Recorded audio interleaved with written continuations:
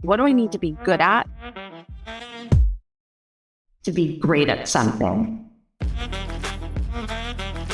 Hello, everyone. You are listening to She Leads with Carly, and in this show, we talk to the absolute best, brightest, and yes, badass leaders. Tap into where your natural curiosity takes you. Just making sure you're not your own roadblock. Even if you do fall, you're going to fall and you're going to learn. Together, let's build a DNA of what it takes to rise to the top and truly make an impact.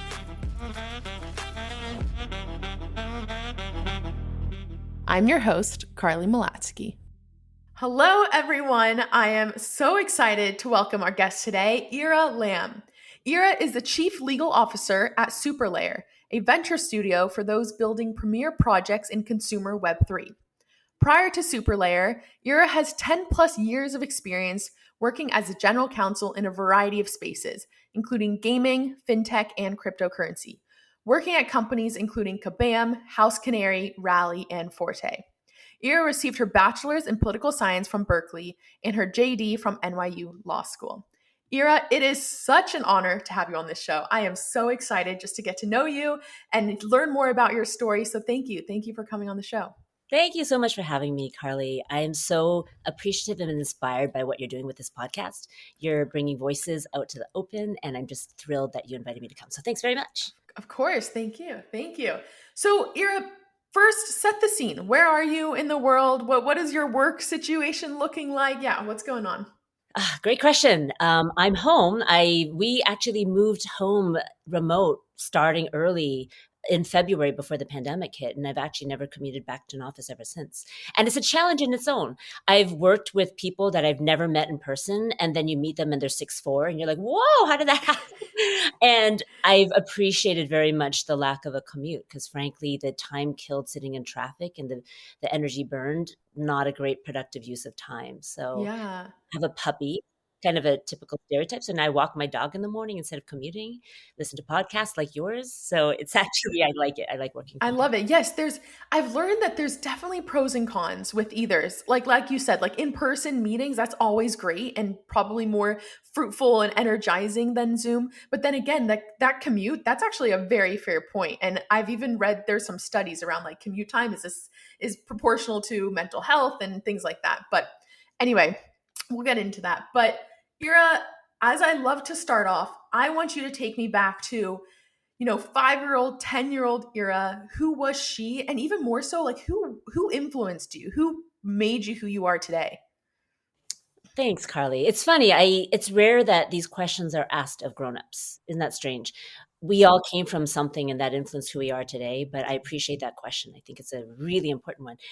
My dad was my biggest influence, hands down. He was born in Hong Kong, and he had several really climatic things that happened to him in his life that influenced who he is and therefore influenced where I am now. He was born in the 30s in Hong Kong. His father died when he was very young, and then the war hit. And Hong Kong was occupied by Japan, and he spent his formative years in a war-torn country, essentially. So, but out of all of that, there's so many details in there. But I think as a small child, what it very much taught me was to be grateful, frankly, not ask for that extra toy or that ballet lesson because, wow, I was really lucky to be alive in a non-war torn country and never have to even worry about where my next meal is coming from. He told us some stories. He didn't beat us over the head with it, but I knew from whence he came. And looking at it now, like when I was a child, I just heard the stories and was like, wow, that's a lot. And now that I'm grown up, I'm a professional, I'm a mother, I think about it even with the more specific filter, which is like what got him through? Like, how does someone make it through the most horrible circumstances and still succeed? And for my dad, it was a couple of things. One was just the hope that there was going to be a better place to be, the knowledge that he could get himself there, and also education. He knew that education was the way to go. He knew that that was how you get out of any bad circumstance. You educate, you get smart, you get the job that can help you influence and help you be in charge of your own life. You don't have to just be the victim of whatever happens to you, you can actually make your way out. So that certainly influenced my childhood. Study Yeah. hard was just, he didn't have to tell us that. We knew that we had to study hard because that's what he did. No, I love that. And I think you mentioned something early on that really stuck with me was even the concept of recognizing the importance of gratitude. And I think people only have that if they're lucky later on in life to realize like there's so much to be grateful for. And often it's prompted by some tragic event or, something that happens where it kind of wakes you up in a way. And I know this is actually not even typical to where I usually go, but you mentioned now you're a mother, right? And you've learned from what your dad taught you. Are you able to kind of pass that on to your kids? And maybe, maybe they haven't experienced it firsthand with you, but almost passing on that memory of your dad. Has that happened? That's such a challenge nowadays, I find. Like, from my father, he didn't have to teach us about what he went through per se. He just was this beautiful, calm person who had learned over time to just persevere. And we saw that as kids, me and my two brothers, and we recognized there was something there that was very impactful. We needed to persevere. And, frankly, I grew up with a silver spoon at my butt. Like, I never had to worry about where my next meal is coming from. I didn't have to watch people around me dying literally on the streets or getting killed or starving. This was not part of my existence, but I still, from the memory of my father, understood that this was a circumstance that he still managed to fight through.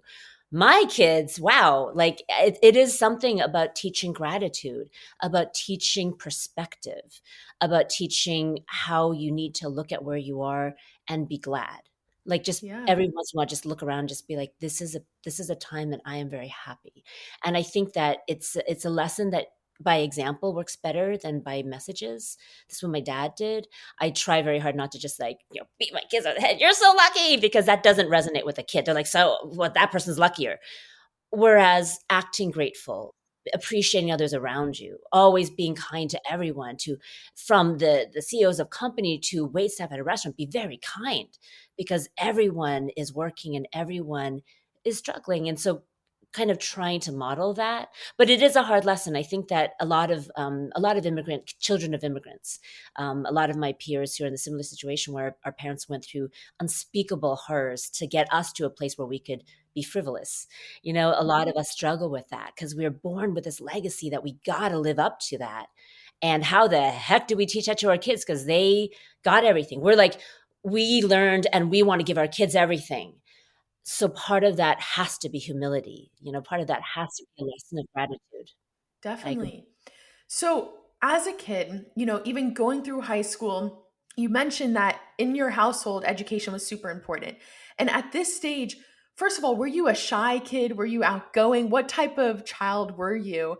And even more so, was a passion political science and law, obviously what you came to be an absolute expert in? Did that start at that age?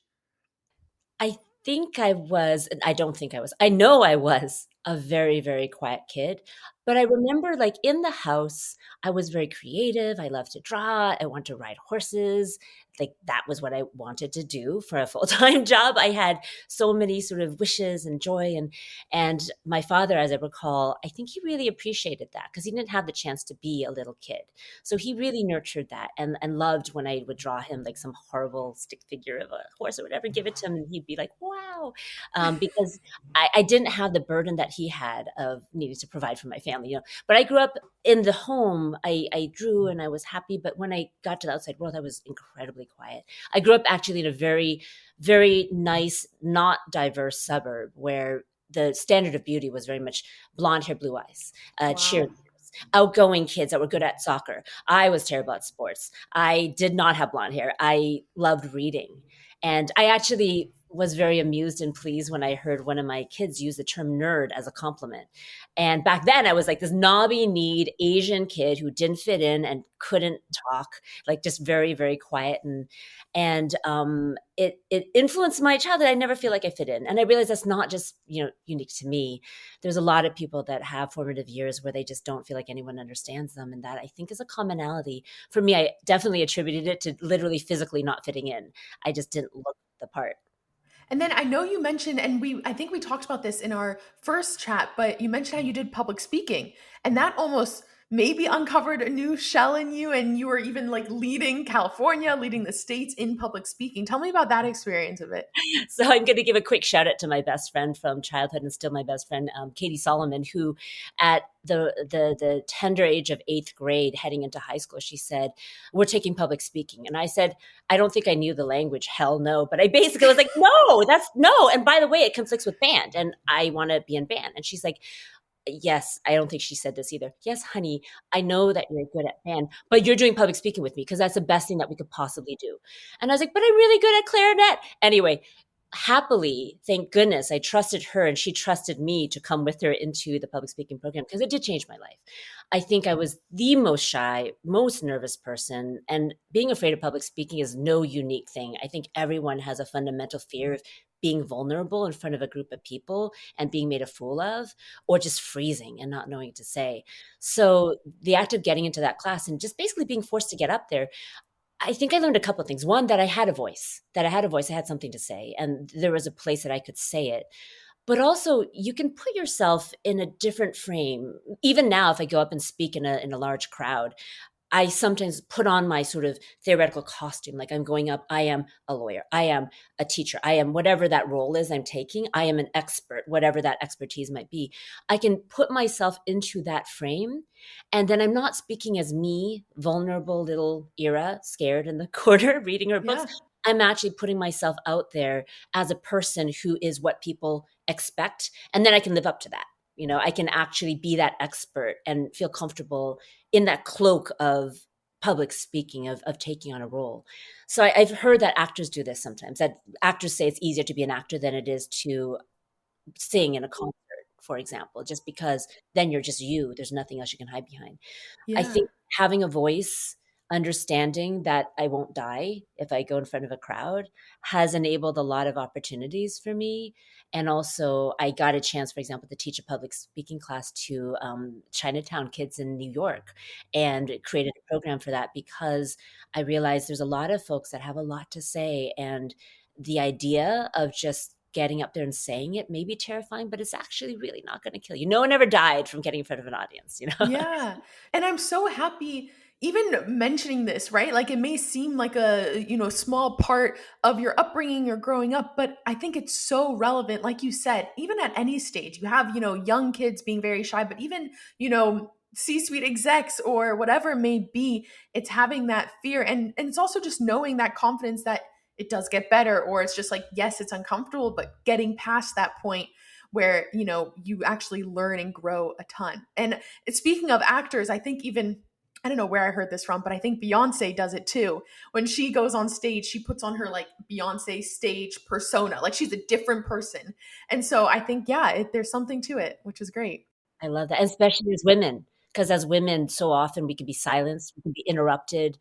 We don't have a voice if we don't take that voice. Yeah. So the act of just deferring to someone else to say it isn't going to serve us in the long run. And, again, back to the whole growing up as an immigrant child, one thing that did happen to me was very much brought up like the good Chinese girl, which is the person who doesn't interrupt, doesn't make a fuss, doesn't change things, is always kind of following the rule. It was something that I had to fight for a long time. And public speaking gave me that voice to try to, in some way, take the good of my upbringing, the humility, the gratitude, the understanding of legacy. Wow. But it's also trying to reject the part that really wasn't going to serve me very well in American professional society of like being quiet and not shaking up you got to make change. You got to be heard. So public speaking definitely enables that. Yeah. Ooh, and I'm sure we'll talk about more of this when you reach like almost that professional setting of what that looks like, being different and whatnot. But first, I want to go through, you attended Berkeley, studying poli-sci. At this point, how are you imagining your career post-college, right? Is this the first taste of saying, okay, maybe law or politics is something that I want to go down? So it's funny looking at my resume or my LinkedIn profile or whatever it may be. It looks very intentional. It looks like I might have planned it all along. Go to Cal, study poli-sci, work a few years, go to law school, work at a firm. None of it was planned. I think actually I really wanted to be a fashion designer when I was in 7th grade. And I'd like to sew clothes. I made my prom dress, but I wasn't going to be a fashion designer because, frankly, in the back of my mind, I also recognized I wanted to be financially independent. One of the other lesson from childhood is like it's important to know where your next meal is coming from, to be able to decide your future. And money definitely doesn't buy happiness, but it certainly buys flexibility to do what you'd like to do. And I've always wanted to just be free, like not get stuck. So I went and got my poli-sci degree. It was a great program, and I love Go Bears. I love Cal because it really did allow me to explore a bunch of different options and things that I wanted to study. I spent a year in Hong Kong on a study abroad program, and from the poli-sci degree, I actually applied to and got into a PhD program for East Asian studies. I thought, you know what, I'd really like to teach. That would be what I'd want to do. And so I got into this PhD program, but it would basically have secured me 7 years in Michigan. And I woke up in the middle of the night the day before I had to accept that spot in the program and literally panicked. I was like, whoa, that's a long time. Like, that's like a third of my waking existence, and I'm committing to something and I don't even know. Like, I love teaching, but you know what, there may be other ways to do it. So the next morning I woke up and I ran onto campus and I ran to the career counseling office. I said, who's still interviewing on campus? And they're like, wow, you're pretty late to the game, but there's this one consulting company, Accenture, and back then it was Anderson Consulting, and they said they're still having interviews, so we could slot you in. And so I took that job and never looked back. And it was really a great role because then it got me a paycheck, very nice thing to have. And it got me to New York, which was very formative. Love Manhattan. And it was a really good place to spend one's 20s, just kind of thinking about what you want to do next, traveling a lot because it's consulting. So Ira, I want to double click on that oh shit moment before the PhD program, right? And on the one hand, and I think a lot of people also, like, coming out of college, coming out of PhD program, whatever it may be, they're faced with this like fork in the road in a sense of saying, okay, there's one path I can go down that maybe gives me that exploration and independence, that we're so seeking. And then there's one other where, here's valuing education and, feeling that security in a way of saying, I know what I'm going to do for the next, 7 years. But it's hard. They're two brains fighting with each other. How do you view that now, looking in hindsight? And how do you kind of interpret it? I'm glad I just went one path and didn't look back. I think it's hard in life. There's a lot of, every decision we make every day could change the direction of our life. But when it comes to something that's just so tangible, it's like you choose, accept, don't accept. It's up to you. Like, go to this school, don't go to this school, and do something that you don't even know the uncharted territory that brings. One thing it did teach me is that even though it's uncharted, it doesn't mean that you can't run. And I feel very strongly that we make our own luck. When I get put in a situation where I didn't plan or pre-plan or even see what might come next, I see a North Star, whatever that might be. For me, maybe it was eventually I want to teach, or eventually I want to be in a job in a city that I want to live in. And then just move. Because I think inertia would dictate that we stop and stay still and think really hard about a decision. And I feel like there's sometimes you just have to make the call, especially, funny enough, when it's a big decision. You do have to just take the information you have, which is never going to be perfect, and make a decision based on the information that you have right now. Don't second guess it. In hindsight, you might have more information, but at that moment, it was the right call. How often do you think that we need to give ourselves time in order to realize, okay, this is not for us, or we need to move on, right? Like, there's some value in that discomfort and realizing that this is still a growth opportunity and you shouldn't look back. But at what point should you be almost, take yourself out of the situation and be like, you know what, maybe I'm not growing as much, or maybe I do need to shift. How do you think of that? I love you bring that up. This is such a common theme for people who make the most of things. And for me, I tend towards being an optimist. Part of it clings to the hope.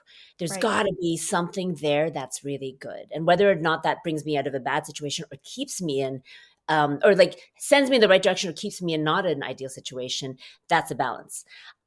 I think it's really good to always keep one's eyes open. I think it's easy when you're in a situation to just roll with it or think of the best, but be aware of what's not good. And if the whatever's bothering you, whether it's, a toxic boss or a toxic relationship or whatever it might be that may not be that great, Right. really assess that. It's important, I think, for people to think about it and keep your eyes wide open. Doesn't mean you shouldn't look at the best of everything that you have, but I think it certainly means you need to be conscious that you're not just dealing with something that you could have an active role in changing. And that's maybe the biggest part of it. If you can actively change the one problem or the one situation that is not a good thing, figure out what your steps are to change that. If it means changing a job, maybe that's it. If it means having a conversation that's frank, maybe that's it. But don't just sit.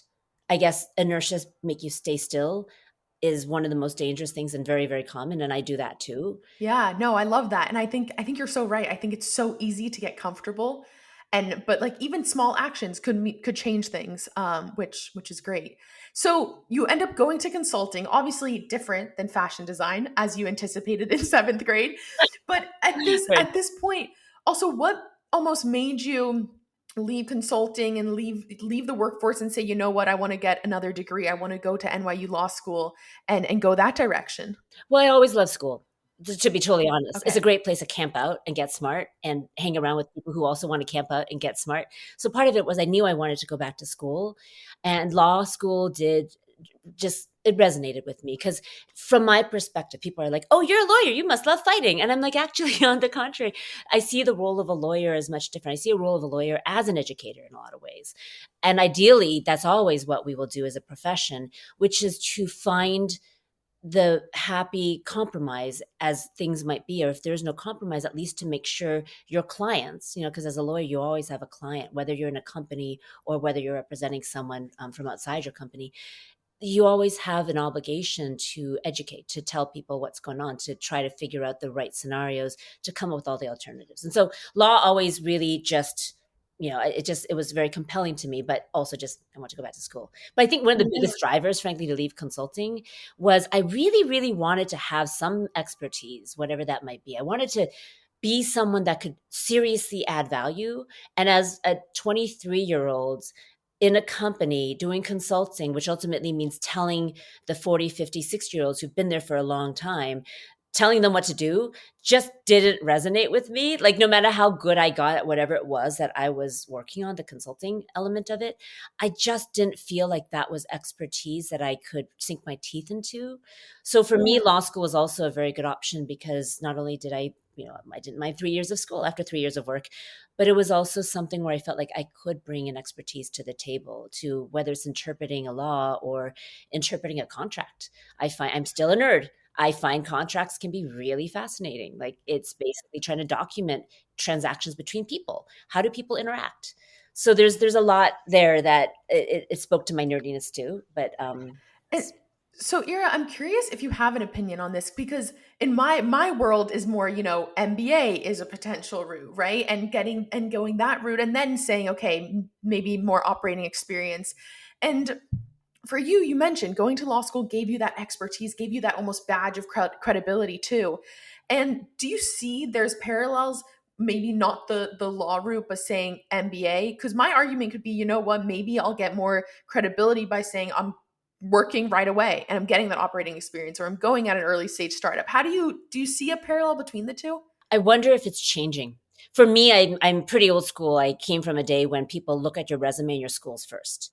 And that's how lawyers still tend to hire. We see, what law school did they go to? What law firm might they have gone to? But I see more and more resumes that look very, very different, where the work experience actually matters more. We're representing, coming straight out of law school and doing something that's not just going to law firm to get trained actually is the more relevant path. So I would say if one is to choose the school route, it is a challenge because one has to choose a school that is recognized, and that badge of approval from a top tier school will get you to that level, will get your foot in the door. Barring that, if it's just grad school for the sake of grad school, I do wonder, in the same way that you're basically asking, like, well, would 2 years of work experience be more valuable?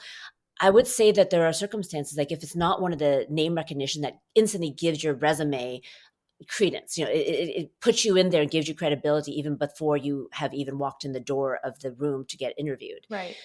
But besides that, I think showing entrepreneurship, showing a personality that can solve problems, having really solid work experience.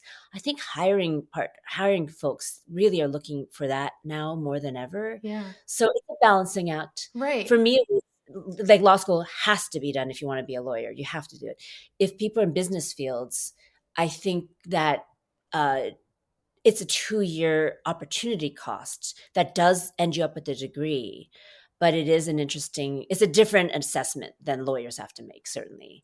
Definitely. And I think that narrative, I think you're right. I think that narrative's still very much there. But it's super, super interesting. And so after law school, I remember you mentioned that you wanted to go teach. You want to go teach law, but then you also realized you got some debt to pay off. Right. So take me a little bit through that process of what is the next step post law school. And also at this point too, were you thinking, I'll go into tech and apply law in tech and technology? Or how were you thinking of that? So I had this great apartment in the Upper West Side by Central Park. And that's where I was the entire time I was at NYU. And I really, really loved New York. And I did want to teach, but I really, again, similar to in consulting, I was like, but I have nothing to teach really.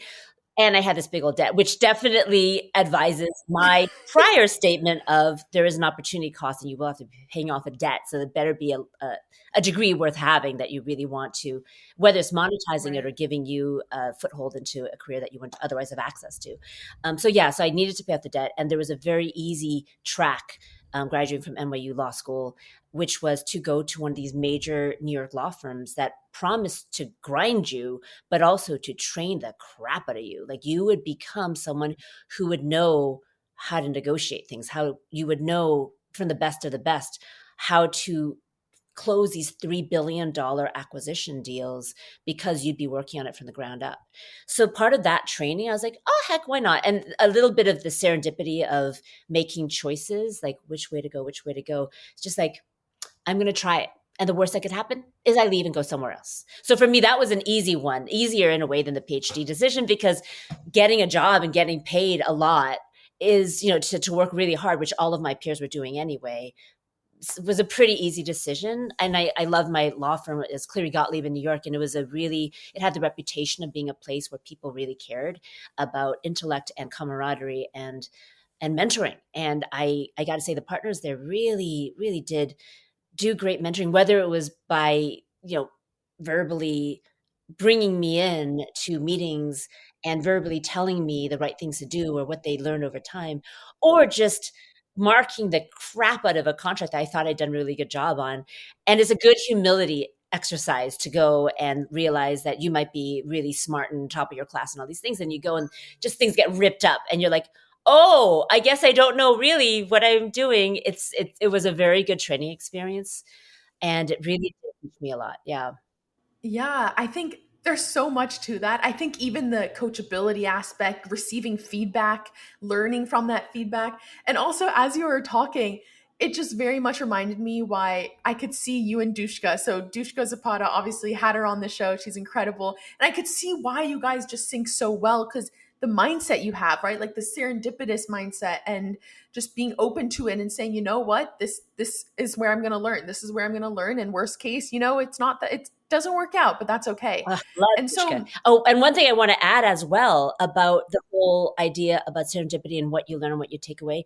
I learned so much. I was in these deals. I think I spent 36 hours there one time closing up a giant deal, and then you're done and you're just like bleary. But this great deal happened. But beyond the experiences of actually learning technically to be a good lawyer, how to read a statute, how to interpret things, my first review that I had there, I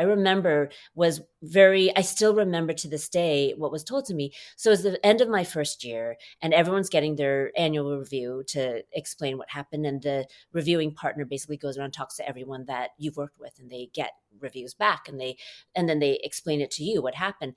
And I got glowing reviews, which I was it wasn't a matter of modesty. I was literally shocked. I was like, there's no way. They're lying. There's no way that I got good reviews. I was a disaster this year. I didn't know anything about what I was doing. And, she female partner, which is a wonderful thing.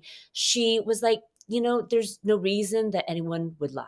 There's literally no reason. So just accept this, that you're doing great work and people love to work with you. And this is a good thing. And I just looked at her, I was like, but how is that possible? And then she told me some of the best advice I continue to give to other young women, which is, you may be very uncertain about what you're doing, but this intellectual insecurity, this feeling of being an imposter, like we've all heard the term imposter syndrome. I'd never really heard of it before, but she said, this imposter syndrome may follow you for a long time. And in fact, I still have it. I said, but you're like this amazing partner. You're incredible. She says, no, I still doubt myself. I still wonder sometimes if I belong here, but I just learned to hide it better because I'm a little bit older. I've been around the block, and you will learn that too. The act of self-doubt can hinder you, but can also make you better. The act of self-doubt, there's only one way to handle it, which is get smarter, be better, work harder. And then little by little, that voice will go away because you'll realize you know more than you know. And I think that message was so important, because here I was, this young lawyer just feeling like she's just like messing up and just trying to be quiet and stay out of the way because, oh my God, what am I doing here? But at the same time, the perspective that apparently I'd acted in a way that people were like, wow, she's phenomenal. She's really smart. She's really good. And maybe I had succeeded on covering up the imposter syndrome. And she was right.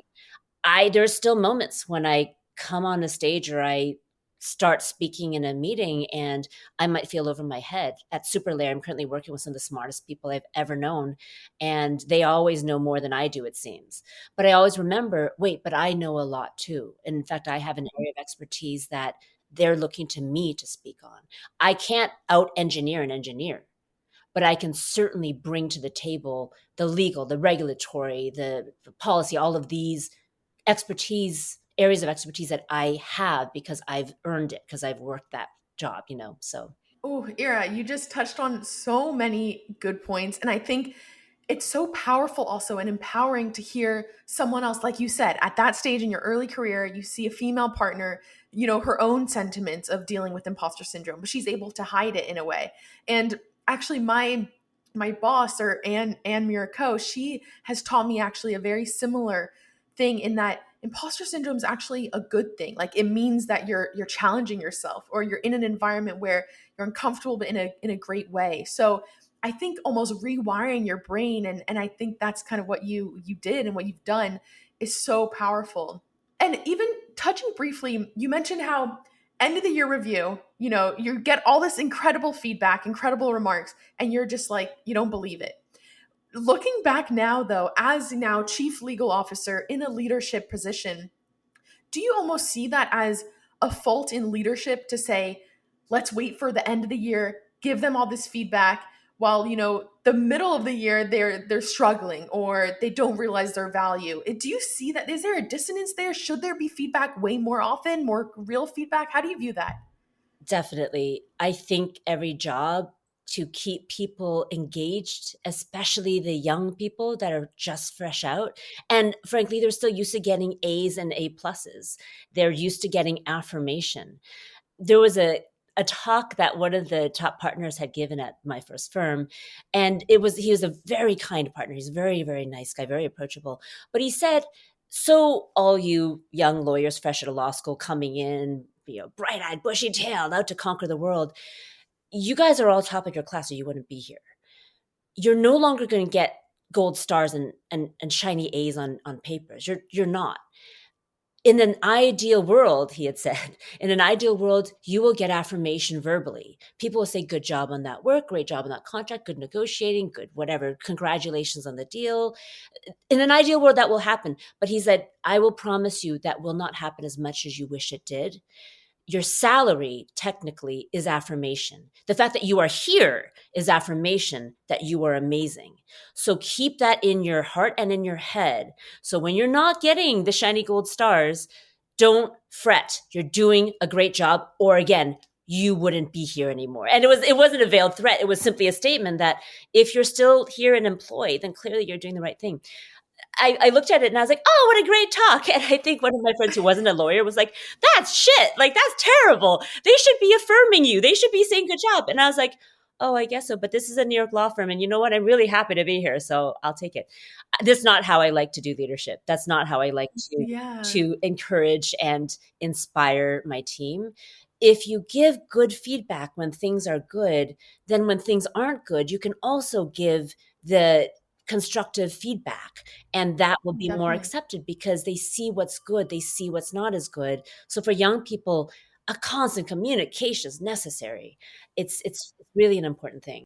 Yeah, it's so interesting. And I laugh because I almost reflect and think about my own experience. And for me, what sticks out immediately is just Stanford soccer and being on the women's soccer team, right? And you don't get that, instant feedback and everything. But what's fascinating is, you put so much of your identity in law and, working at this law firm, and you start to conflate the two of, similar with soccer, like your playing time, and this is your whole identity. And it's almost like that battle of saying, even if, things are going hard here, doesn't mean that Ira as a person is failing or whatnot. And so, I think that's so super fascinating as one continues throughout their career, for sure. And with the podcast with the name She Leads, I think it is so core to also understand some of it is a bit hardwired for women. I think that we identify ourselves and we focus on our flaws way too often. I see that in young women. I see that in professional leaders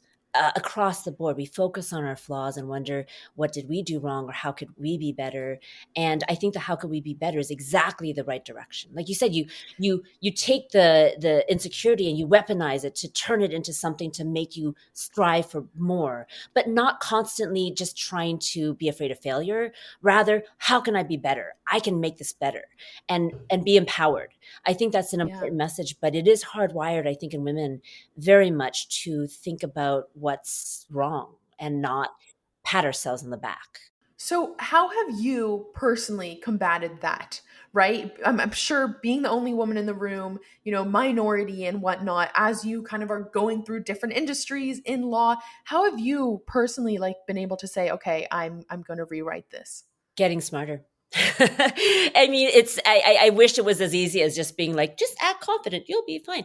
Because the whole bit about intellectual inferiority or imposter syndrome, it's based at its root about I'm not good enough. And I've learned over time that rather than just like, oh gosh, I'm gonna suck, I'm gonna fail.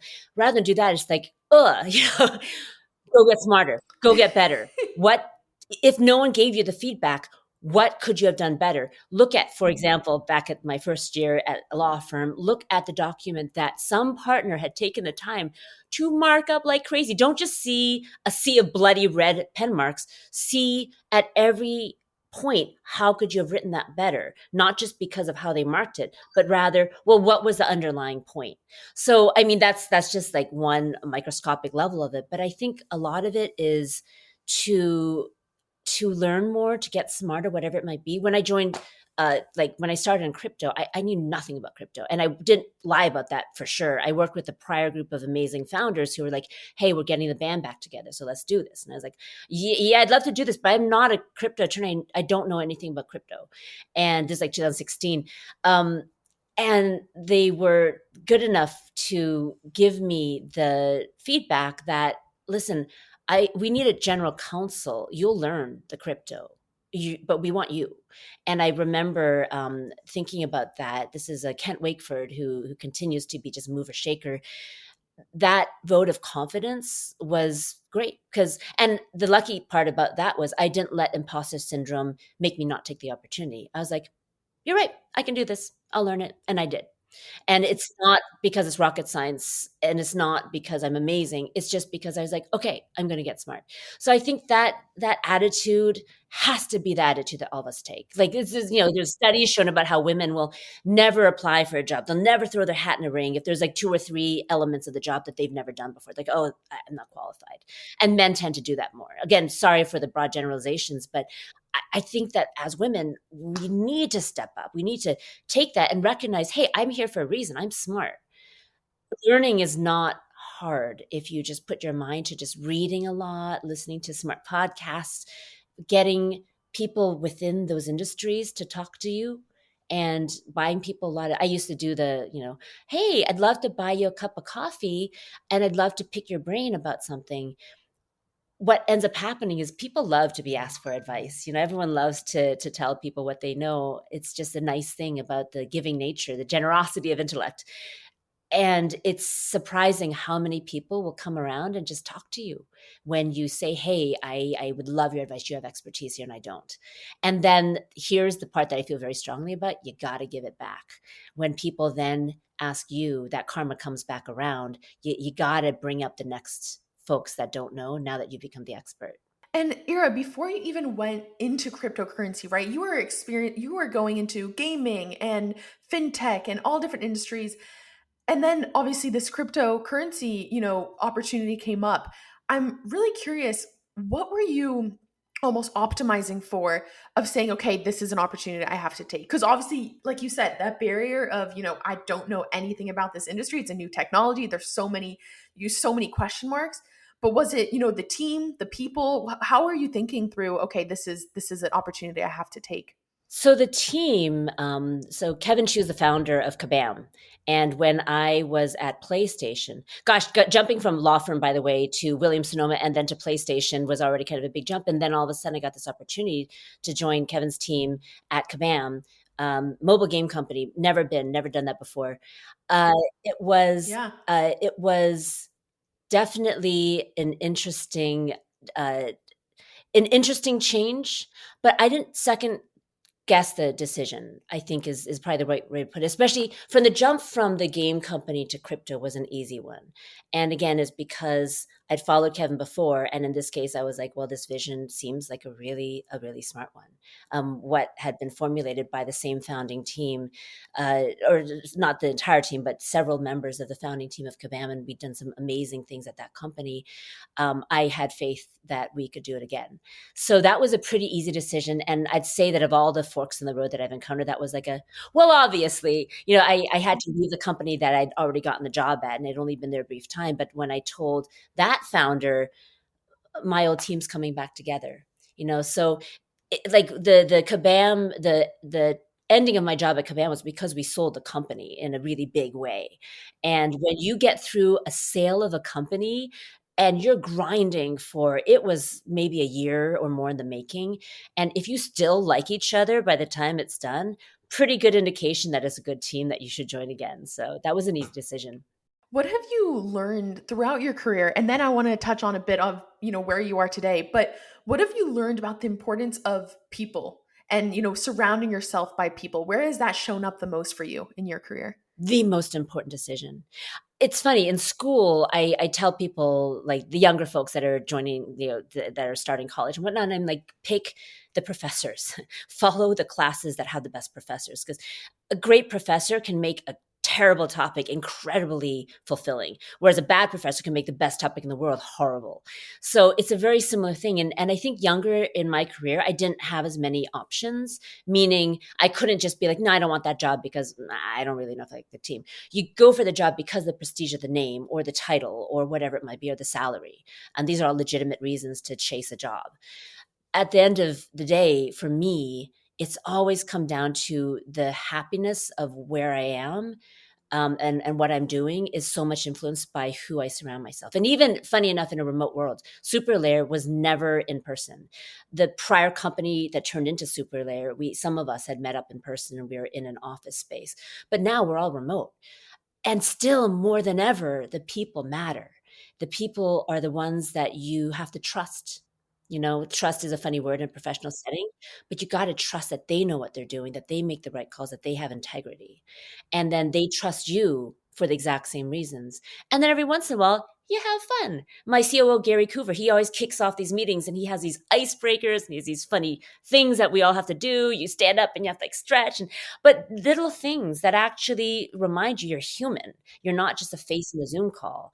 And like he's just one of many folks at SuperLayer that are just amazing. They really do make the role better. It's the trust, it's the humanity of it, and it's respect. You don't have to be friends with your coworkers, but sure as hell makes it a more fun place to be when you actually know the names of their dogs and their kids. It just is an important thing, because at the end of the day, we're not automatons. We're not just functioning in this world to get something done. Be easier maybe if we were, but the fact of the matter is we are human beings and we need that connection.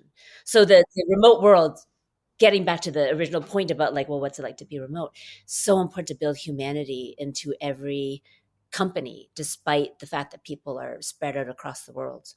I love that. I love that so much. And that's something I definitely try to implement, is just surrounding myself by the most incredible people, meeting the most incredible people. So I love that.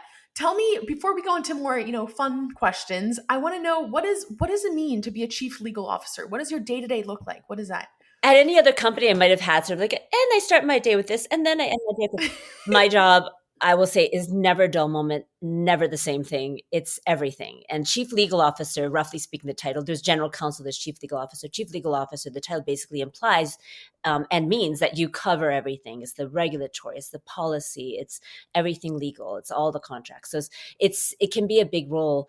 The thing I love most about my job is that because we are a venture studio, and basically working to get consumer products into Web3, to understand the new technology of blockchain. It's not that new, but it seems new when it comes to consumer-facing applications, and really making them accessible.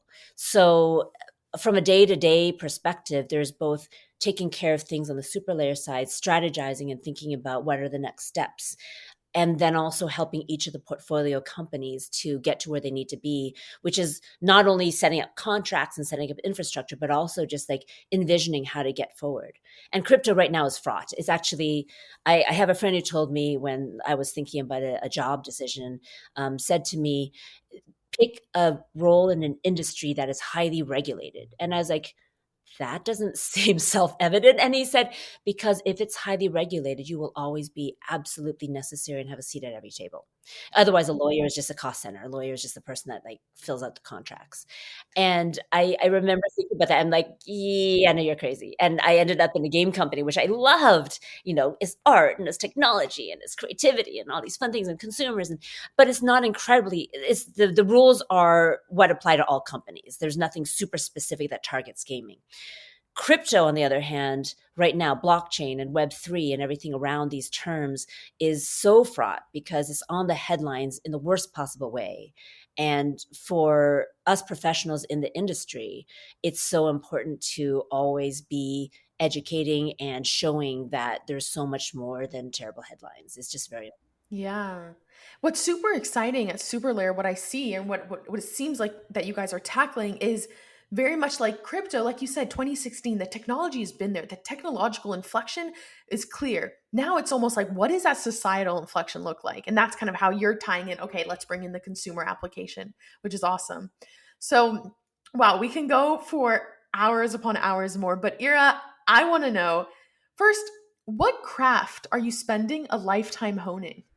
Ooh, craft. I love music. I've always loved music. I have way too many instruments to count. I would love to get back into drumming. That was actually something my Ooh. husband was kind enough one day to look at me and be like, we're going to get you a drum kit. And I'm like, oh, wait, no, we can't. No, wait. He said, what do you mean can't?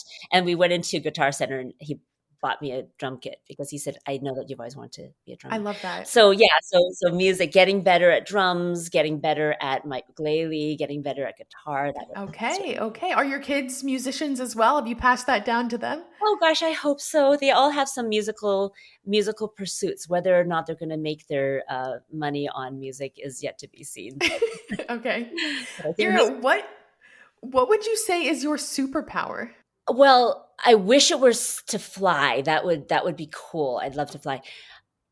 I like to think my superpower is to be able to explain things. I'd like to think that I can take things that are challenging to understand, and both understanding your audience and understanding what it's like not to understand it. It's kind of a funny thing, going back to the intellectual inferiority concept.